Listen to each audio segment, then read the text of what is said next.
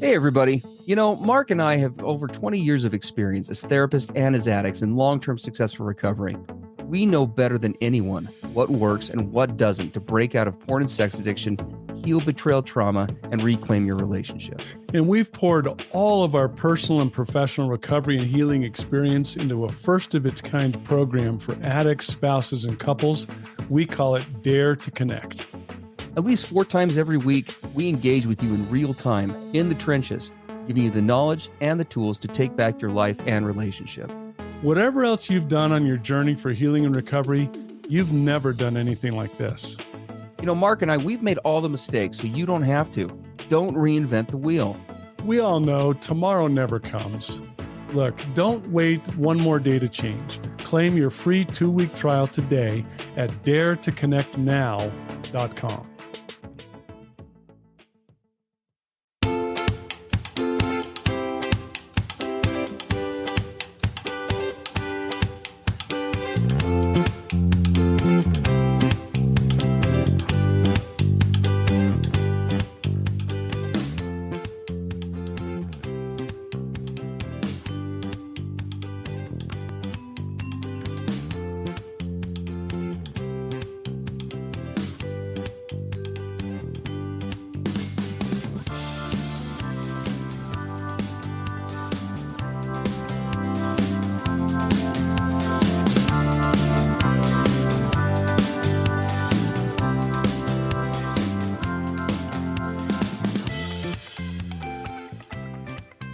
Good morning, good afternoon, and good evening, everybody. Welcome to the PBSE podcast. Steve Moore here, along with Mark Castleman. It's great to be with you guys as we jump into episode 202 today.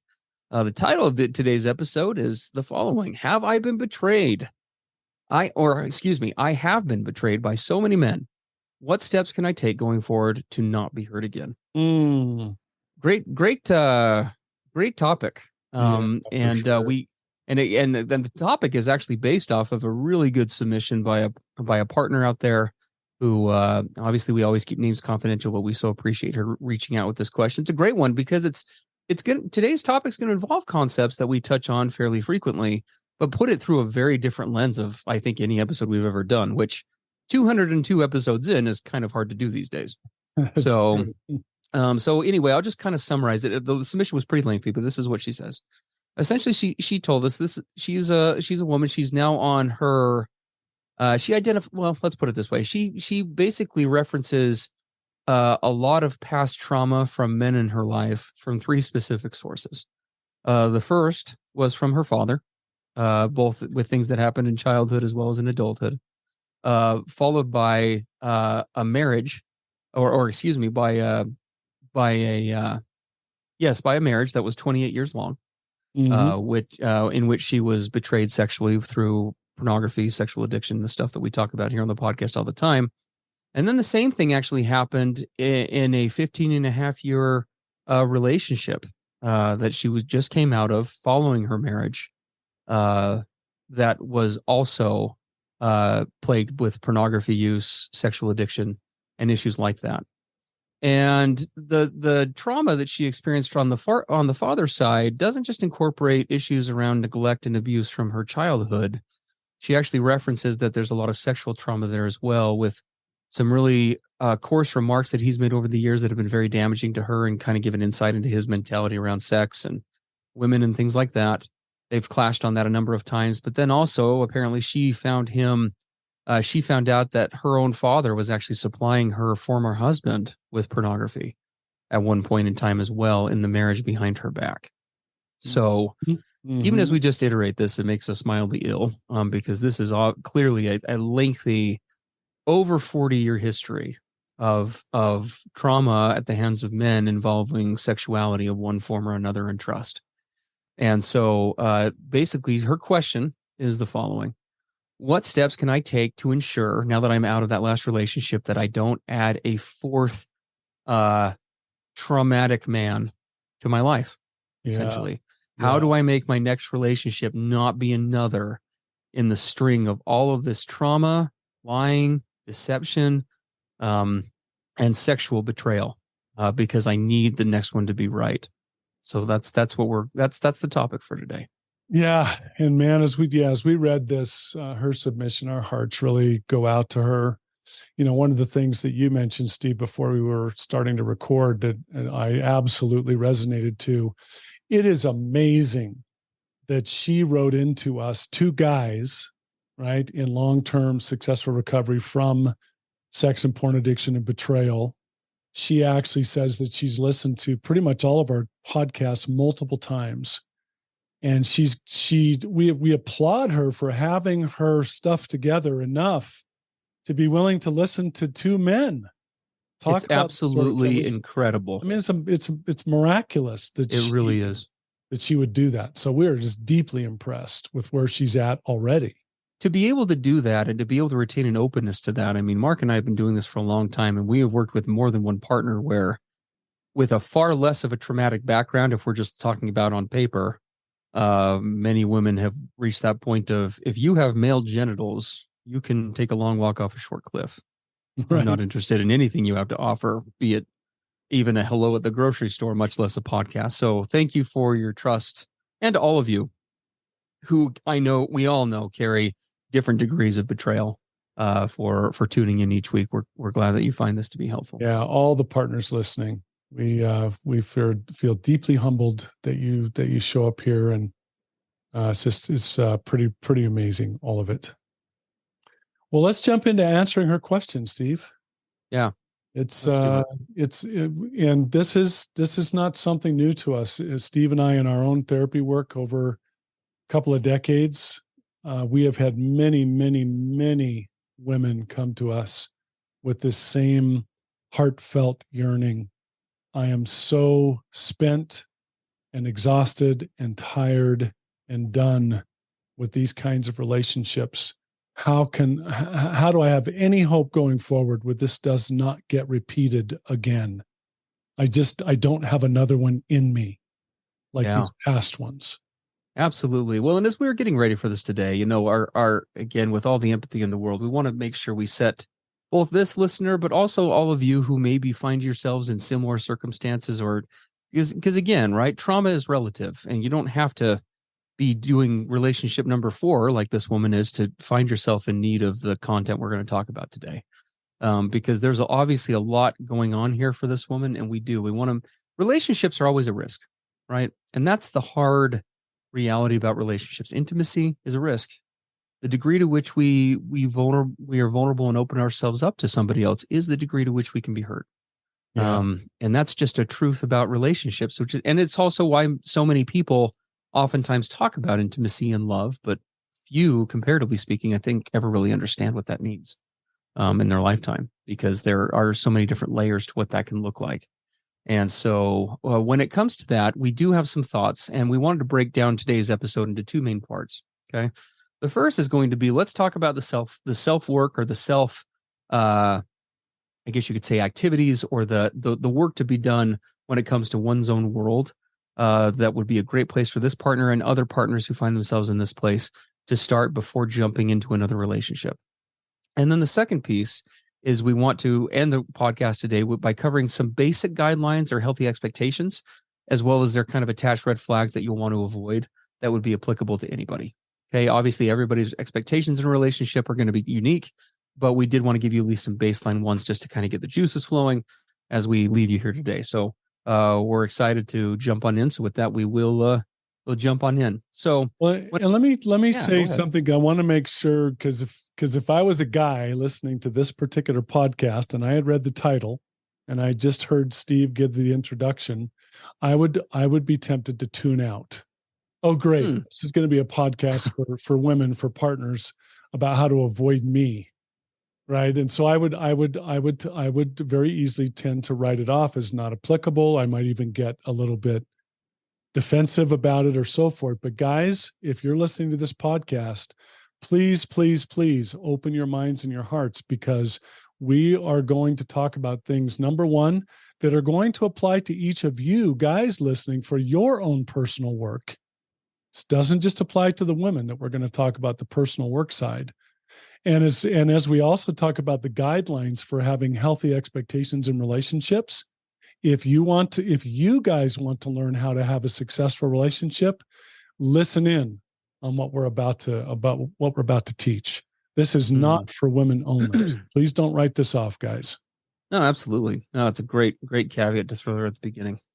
Well, let's talk about these different areas. We got 3 areas when it comes to the self-work, self-improvement that we'd recommend here for this partner. And again, for any of you who find yourself in a similar place. And the first of those would be definitely getting a handle on some work on the trauma healing and recovery piece to this. We've talked about obviously trauma on this podcast a lot, but for those who have never heard us describe, if we delve into kind of the clinically licensed side of things, and I go to my training for a second, what we're talking about here today is definitely a case of very complex trauma, right? When we discern between simple and complex trauma, the key indicator between the two of those is simple trauma is usually identified as kind of a singular event or a series of closely related events in the same instance that kind of creates this one traumatic event. And even though it is huge and extensive and needs to be worked through depending on what it is, it's kind of a standalone thing. Complex trauma is where we have a series of events that may or may not be externally related, but that the brain begins to link together as a string of truths in terms of what it recognizes as patterns in relationships or out of relationships that create a complex trauma dynamic thinking where a person is starting to, for lack of a better term, the trauma messages that are received from complex trauma become more deeply ingrained because they're being imprinted over and over again, right? So kind of think like when I was a kid, we used to do like leather work in crafts, like in school. You know, those little stamps that you'd use for leather when you'd make the leather wet, use a little stamp to put something in it. It's kind of like, you know, you do a leather stamp and you'd hit it with the little hammer to make an imprint. That would be simple trauma. Complex is where you pound it like 7 times to where it almost stamps out through the leather. Right. Or remember when you were a kid and, you know, you'd be on the ground at the park and somebody would jump on top of you. Right. That was a little bit of uncomfortable weight. And then kids would do what they call pile on. Sure. Instead of got one kid on top of you, you've got, 9 kids on top of you. Absolutely. Or you get picked, using the same analogy, you're getting picked on every day, right? You get tackled every day at recess. What happens over time? If you get tackled at recess one time, brain says, whoa, that's not good. It may take some steps. You may make some changes, but then you generally speaking, the capacity might be for one to move on quicker than as opposed to, let's say this has been going on for 2 weeks and I get, made fun of at recess every day. What are you going to start doing? Avoiding recess. Yeah, exactly. Right. You're going to start finding ways to get out of going to recess or gym or whatever it is. So it's important to recognize this is definitely a very complex trauma situation. This woman has literally over 40 years of evidence to state, among other things, what? The following. Men are not safe. They're not to be trusted. At the end of the day, you're going to be valued more for your body than you are for who you are as a person. Sexuality, kind of as a tie to that, takes precedence over other forms of worth, right? And I could just go on. But these are all going to be messages that anybody who had gone through these kinds of things are going to be very much carrying around as, quote unquote, those leather stamps in the brain that they're kind of working through. So, so finding a professional as well as a really good set of supports to be able to work on that is, I would say in a situation like this would definitely be recommended. There are lots of different modalities out there when it comes to therapy. We've talked about different forms like EMDR on eye movement desensitization and reprocessing, right, is what EMDR stands for. Lifespan integration therapy. Traditional cognitive behavioral approaches are good too. There are a lot of different modalities, but involving a third-party professional in working through this, as well as the trauma messages and everything else that has come as a result of that, would be a really good starting point to begin making sure that you've got a good handle on the issues surrounding the trauma and have a good start into the healing journey from that trauma, so that you're able to then take on these next couple of steps when it comes to the self-work that we're going to talk about. So in this particular case, we would definitely say some sort of professional intervention would be great. Yeah, because if you don't do the trauma work and the healing, at least getting a good ways into that, you'll not be able to do these more, I would call them advanced approaches with yourself that we're going to talk about. Well, and then the future relationships in tandem, the chances of kind of having a quote unquote relapse where you find yourself in a similar dynamic are off the charts. Yep. It's gonna, your brain's the trauma, the unhealed, traumatized brain's not going to allow you to get into, quite frankly, a healthy relationship. Correct. Yeah. As you and I were talking about this, Steve, one of the things that really jumped out at us big, and we cannot enunciate this enough, is with this dear woman and all those that we work with who share this past betrayal and trauma, is this whole concept of self-love, self-compassion, right? Self-worth. Yeah.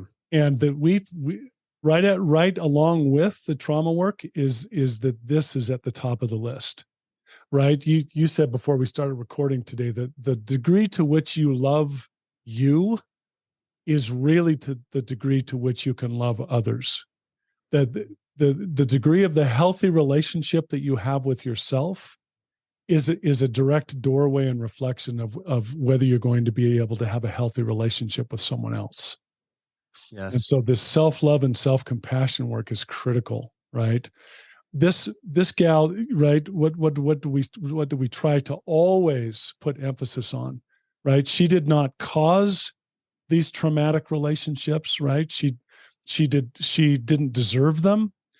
She certainly was not able to change these men and fix them, right? So she was put into this place of this betrayal, this unfair, unjust, right? Not equally yoked or positioned.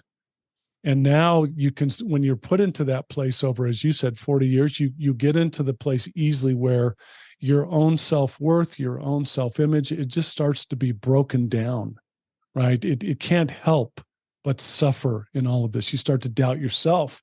Who am I? I mean, all of these years and all of these men, maybe this is me. Maybe I don't deserve to be treated right or well. Maybe I can't be loved. Right? These are things that this trauma and this abuse create.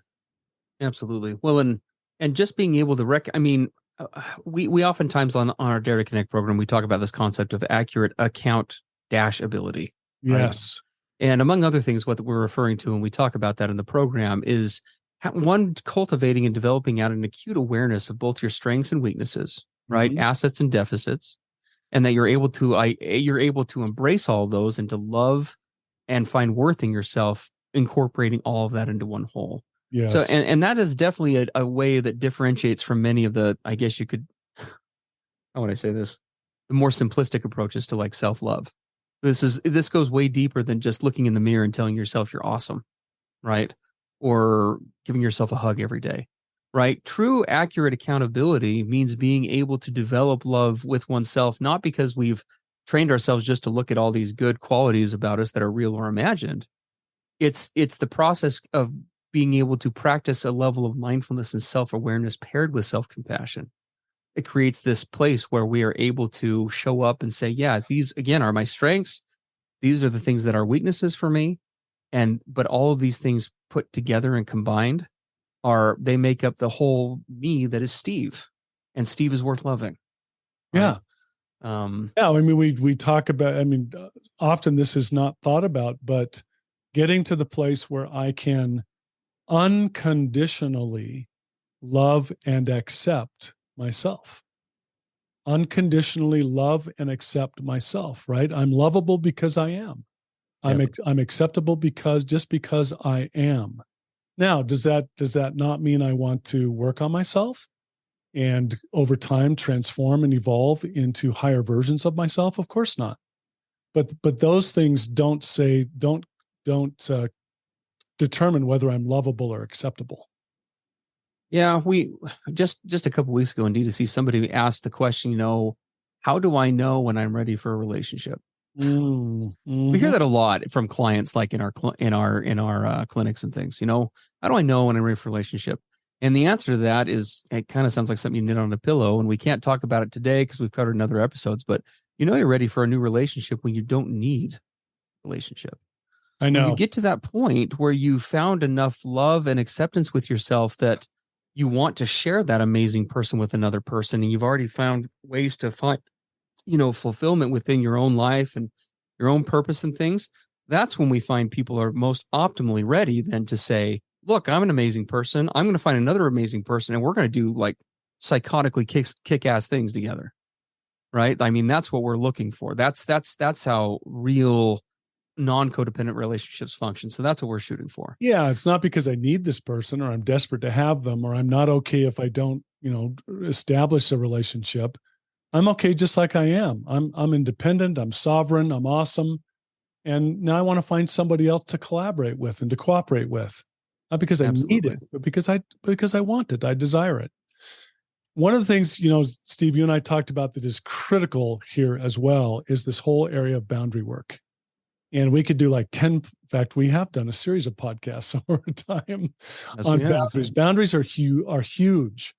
So once you've developed this level of self-love and self-worth that's independent of another person, how do you then translate that into tangible, realistic, verifiable boundaries that are a direct reflection of that self-love and that confidence and that sovereignty, right? If you're going to engage in a relationship with another person, what have we often said? A successful, loving relationship is always a boundaried relationship, always. Yep. So becoming really good at this boundaries area if you're going to go into a relationship, right? And here's the deal. You don't wait till you're in a relationship to then start establishing boundaries. Ideally, it happens beforehand. It happens. You know what those boundaries are going to be before you even consider entering into a relationship, and they're crystal clear. Here is exactly what I expect of a partner, of a future partner, right? Before I'm going to become emotionally and romantically involved, here are my boundaries, and I know what they are. Absolutely. Very important. No, I mean, we're talking about this in Dare to Connect right now. It's Betrayal Trauma Month. We're doing a whole... Well, it's not betrayal. It's the second month of betrayal. It's the second month. Yes, it is. The program is a live interactive one, as many of you have heard about it know. And so we originally planning on just doing a month of it, but after feedback from our subscribers, we decided to double up and make it two. And so we've been going through what we call the language of relationship repair and renewal. And we just talked about this in our addict session today, right? The need for addicts on their side of the street as they're going through and they're trying to provide safety, for example, in the betrayal trauma recovery process.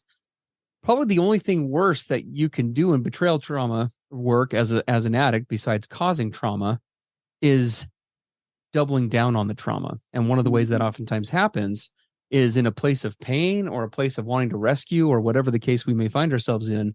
We will sometimes look at our spouses, and because we don't have crystal clear boundaries, we will agree to things or set up things that are not authentic, they're not realistic, and therefore we are setting the relationship up for failure, right? Yeah. When a husband is going into that discussion, and that just applies just like on this side for you individually, before you go into that discussion with another person where you're going to be navigating anything, whether it's a new relationship or setting new expectations or whatever it is, you need to know realistically what's authentic for you to be able to give and not. Yes. So that you don't further complicate things by agreeing to or signing up for something that you're going to have buyer's remorse on, right? Yeah, exactly. So, that you can't or won't do. Yeah, exactly. Yes. Well, the other side of this is we talked about, so what are some guidelines for healthy expectations or red flags as part of seeking a future relationship, right? First of all, every one of you listening, you are worth having specific, certain expectations in relationships. You're absolutely worth it. You deserve it. You've got to have it. And so you don't have to settle, right? Any relationship that you're going to consider going into, you must have clear expectations and boundaries. And Steve and I talked about what we would put at the top of the list as to what those should be. And this gal, Steve, the very first one on her list was? Well, it's definitely, it's going to be honesty and transparency, but not perfection, right? There you go. So a real quick story. This thing's going way over time already, so I'm going to keep this really fast. But I, years ago, helped a client navigate divorce following betrayal. And she was in the process of getting back into dating. We worked together for quite some time. And we sat down and had this very conversation. So admittedly, I'm a little bit passionate about this. So when we talk about honesty and transparency, both in requesting it as well as giving it, that's what we mean. So when she set up a dating profile, because she got on one of these dating sites, or I think actually a couple of them, we sat down together and talked about what would be healthy to put into it. Do you know what she put as the very first thing? Because she came out of a relationship that had been basically, it ended because he refused to work on the pornography, the sexual addiction component, and it ended up, that's why it ended. So, and he would never talk about it. So her very first bullet point in like all caps at the top, you would think how weird this would be to see in a thing for most people. In a dating profile, right? Yeah, it literally said, do not reach out or contact me unless you are prepared to discuss your history with pornography, what impact it's had in your life, and what you are currently doing to work on it if there is an issue. That was her very first bullet. It wasn't about this is my hair color or I like long walks on the beach. It was, you need to come into, I am only interested in a relationship with somebody who is able to own their stuff. And if you can't own your stuff, I am worth somebody who can own their stuff because I've done the work to own my stuff. Yes. And so I don't even, if you can't come and be vulnerable about that topic, we aren't even going out. So because we just spent the majority of this podcast on helping all of you to do your own personal work. If you're going to go into a future relationship, you're looking for someone who also has done their personal work. Absolutely. Not just you, but what have they done? That's the reflection of the self-worth, right? I'm looking for someone else who has also taken the time to do these things. And you asked a great question, Steve. One of the things you said you would have a partner ask in considering a relationship. One of the very first things: do you love yourself, and why or why not? Those are guys. Asking someone that. This is a first meeting discussion, guys. This is what I would recommend, right? And keep in mind, when we say these questions, you're gauging two things for you ladies who are taking notes on this. If you were to ask these questions on a first date, you're not just gauging their responses. What are you gauging, which is just as important? Their capacity for vulnerability and transparency. That's right. Going back to what this partner, this woman is needing, again, needs to be that self-work, but there also needs to be greater filtering discernment to make sure that the other person is ready to roll. Yeah. I've done my stuff. I've put in the work. I've served my nickel, as a client once told me, right?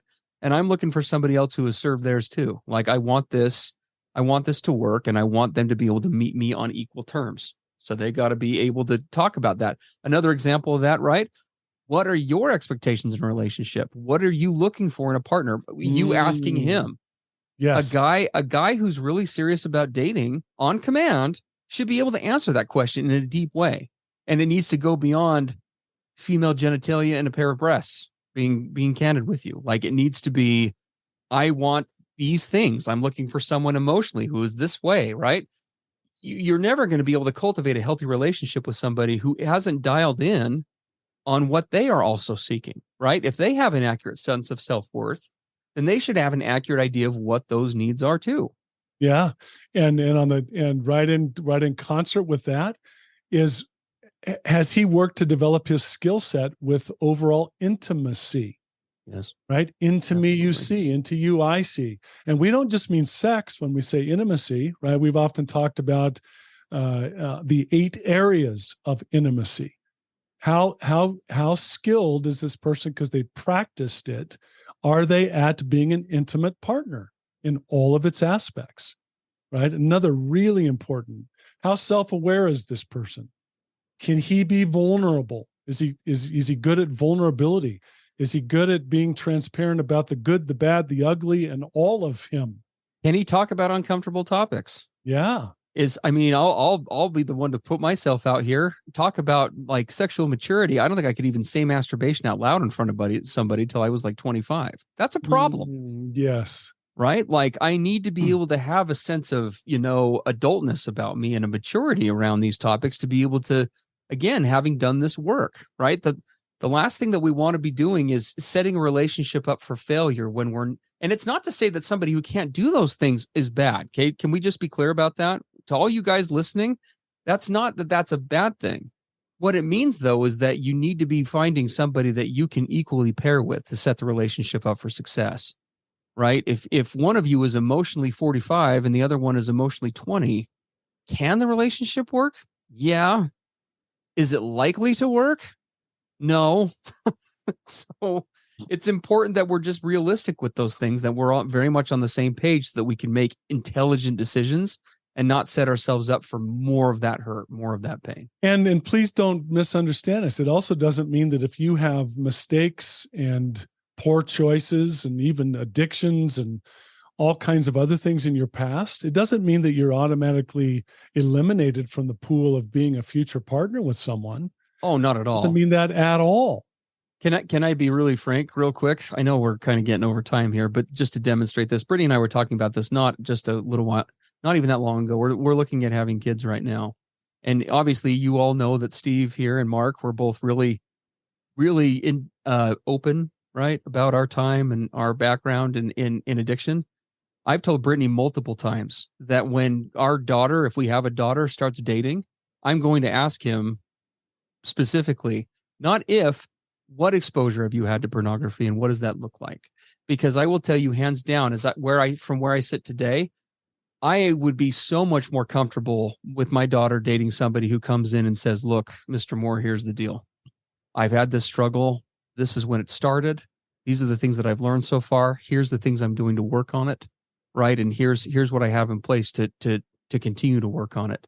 As opposed to the guy that shows up at my house like Mr. Flashy, never had a problem in the world, tries to pull the wool over my eyes, is like, Mr. Moore, pornography? What's that word? I've never even heard that before. I don't know what you're referring to.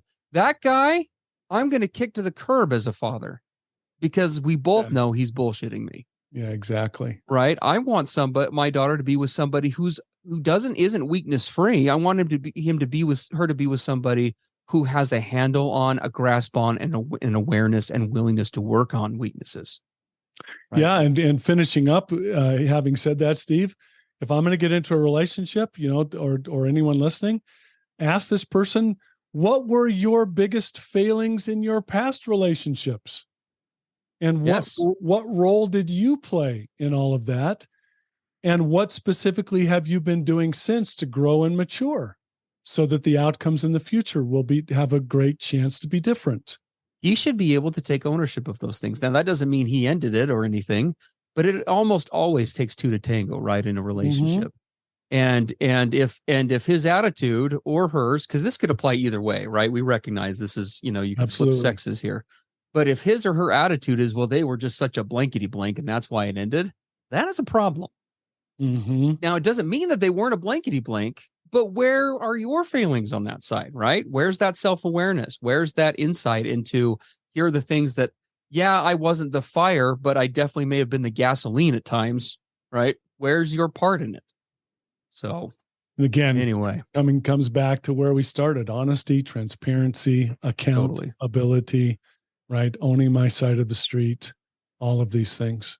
All right. Well, so much for keeping this short. We blew that all to hell. So sorry about that, guys. Thank you for hanging with us for the extended episode again. We are really going to get back to these being shorter. As you can tell, Mark and I are just super passionate about this. Speaking of passionate, Dare to Connect. If you're not in Dare to Connect, if you haven't tried to Dare to Connect, lovingly get your ass in there. Okay. We would love to have you come in for a 2-week trial. Please give it a shot. We get real, we get raw, as you can see, for better or worse. Life is too short, therapy's too expensive, and trauma is too painful to try to reinvent the wheel on this stuff. You got two guys who run this podcast, who run a program, who have done all that for you. Take a road smoother traveled. You don't need to do the gravel nonsense that we did. Yeah, please. Give it a 2-week trial. It's not a fit for everybody. We know that. But if you like the podcast, you will love the program. Come on over, 2-week trial, daretoconnectnow.com. You can pick up your free trial there. We'd love to have you there. All right, everybody. Thanks for being with us. And we'll pick things back up in our next episode. And as always, if you have questions you'd like addressed on the podcast, please do feel free to send those into us at pbsepodcast.com. Yes. Okay, there we go. Have a great one, everybody.